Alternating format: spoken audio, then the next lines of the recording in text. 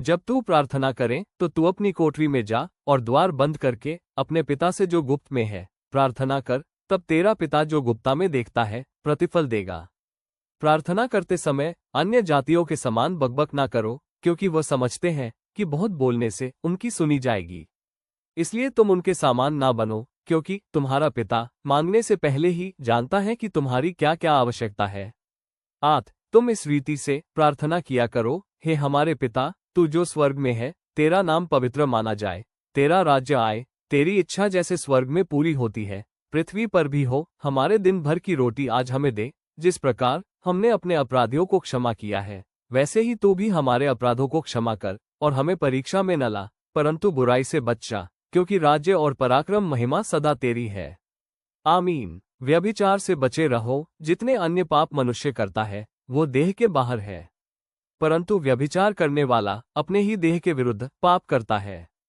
परमेश्वर ने किस रीति से यीशु नासरी को पवित्र शास्त्र और सामर्थ्य से अभिषेक किया, वे भलाई करता और वे सब जो शैतान के सताए हुए थे अच्छा करता फिरा, क्योंकि परमेश्वर उसके साथ था। वह तो और भी अनुग्रह देता है। इस कारण ये लिखा है, परमेश्वर अभिमानियों का विरोध करता है और दिनों पर अनुग्रह करता है। जो कोई पाप करता है वह शैतान की ओर से है, क्योंकि शैतान आरंभ ही से पाप करता आया है। परमेश्वर का पुत्र इसलिए प्रकट हुआ कि शैतान के कामों नाश करे। सब प्रकार का छल, कपट और वैभव और था और निंदा को दूर करके नए जन्मे हुए बच्चों के समान निर्मल आत्मिक दूध की सी लालसा करो, ताकि उसके द्वारा उद्धार पाने के लिए आगे बढ़ते जाओ, क्योंकि तुमने प्रभु की कृपा का स्वाद चख लिया है। भरमाने वाला शैतान आग और गंधक की उस झील में, जिसमें वह पशु और जूठला भविष्य दिखता भी होगा, डाल दिए जाएंगे, और वे रात दिन युगानुयुग पीड़ा में तड़पते रहेंगे। परमेश्वर ने हमें क्रोध के लिए नहीं, परंतु इसलिए ठहराया है कि हम अपने प्रभु यीशु मसीह के द्वारा उद्धार प्राप्त करें। अब हमारे परमेश्वर का उद्धार और समर्थ और राज्य और उसके मसीह का अधिकार प्रकट हुआ है, क्योंकि हमारे भाइयों पर दोष लगाने वाला, जो रात दिन हमारे परमेश्वर के सामने उन पर दोष लगाया करता था, गिरा दिया गया है। क्योंकि परमेश्वर ने हमें भय की नहीं पर प्रेम, संयम और समर्थ की आत्मा दिया है। भाइयों, यदि कोई मनुष्य किसी अपराध में पकड़ा भी जाए, तो तुम जो आत्मिक हो तो नम्रता के साथ ऐसे को संभालो, और अपनी भी चौकसी रखो कि तुम भी परीक्षा में ना पड़ो।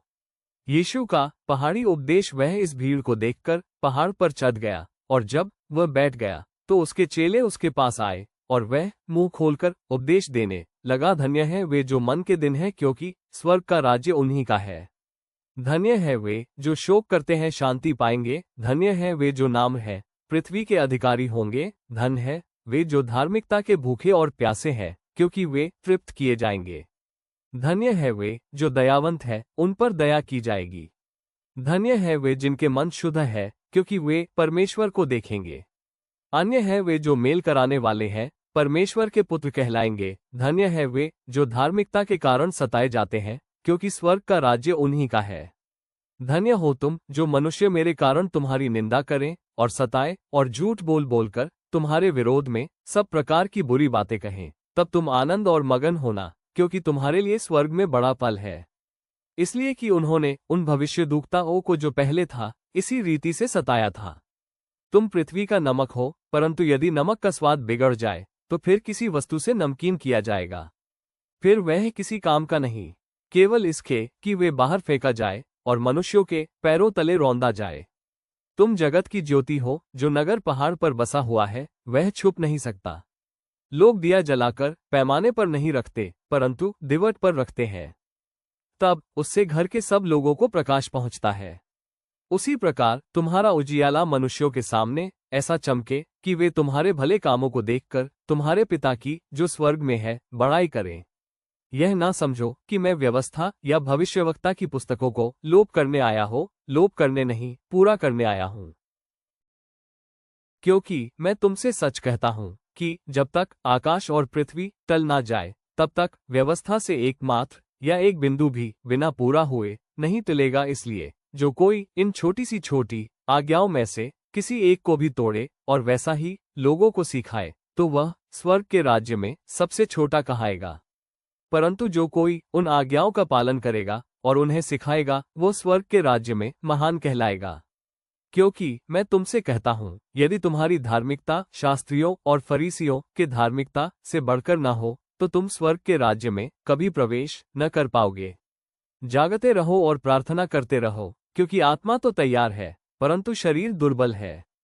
बीज बोने वाले का दृष्टांत। उसी दिन यीशु घर से निकलकर झील के किनारे जा बैठा, और उसके पास ऐसी भीड़ इकट्ठी हुई कि वह नाव पर चढ़ गया, और सारी भीड़ किनारे पर खड़ी रही, और उसने उनसे दृष्टांतों में बहुत सी बातें कहीं।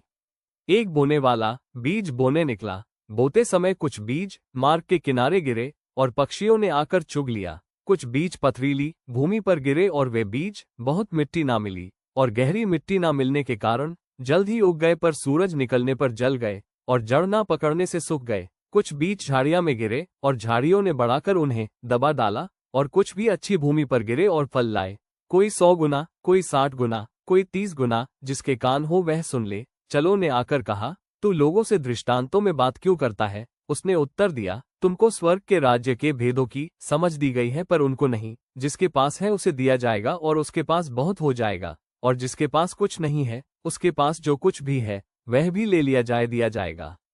मैं उनसे दृष्टांत में इसलिए बातें करता हूं, क्योंकि वह देखते हुए नहीं देखते हैं, सुनते हुए नहीं सुनते हैं, और नहीं समझते उनके विषय में यशायाह की यह भविष्यवाणी पूरी होती है, तुम कानों से तो सुनोगे पर समझोगे नहीं, पर आंखों से तो देखोगे परंतु ना सूझेगा, क्योंकि इन लोगों का मन मोटा हो गया, और कानों से ऊंचा सुनते हैं, और उन्होंने अपनी आंखें मूंद ली है। कहीं ऐसा ना हो कि वो आंखों से देखे और कानों से सुने। क्योंकि मैं तुमसे सच करता हूं कि बहुत से भविष्यद्वक्ताओं ने धर्मियों ने चाहा कि जो बातें तुम देखते हो देखे पर ना देखे, पर जो बातें तुम सुनते हो सुने पर ना सुने। बीज बोने वाले दृष्टांत की व्याख्या। अब तुम बोने वाले दृष्टांत की व्याख्या सुनो। जो कोई राज्य का वचन सुनकर उसे नहीं समझता, उसके मन में जो वचन बोया गया था उसे दुष्ट आकर चुरा ले गया। यह वही है जो मार्ग के किनारे बोया गया था। और जो पथरीली भूमि पर बोया गया था वो ये है, जो वचन सुनकर तुरंत ही आनंद के साथ ग्रहण कर लेता है, पर अपने में जड़ न रखने के कारण वह थोड़े ही दिन रहता है, और जब वचन के कारण क्लेश या उपद्रव होता है तो तुरंत ठोकर खाता है।